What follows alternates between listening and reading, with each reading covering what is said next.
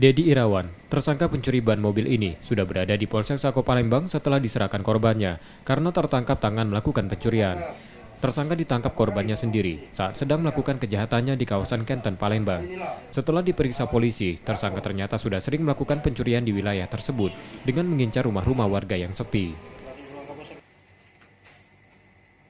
Pada saat mengambil ban tersebut, diketahui oleh pemilik rumah melalui CCTV, sehingga oleh pemilik rumah langsung dilakukan penangkapan.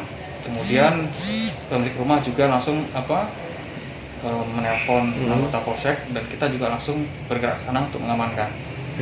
Pasal yang kita kenakan adalah pasal 363, yaitu pencurian dengan pemberatan. Untuk proses hukumnya, tersangka ditahan di tahanan Polsek Sako Palembang dan terancam hukuman 5 tahun penjara. Reski Oktora, Muklas Diferensial, Kompas TV, Palembang.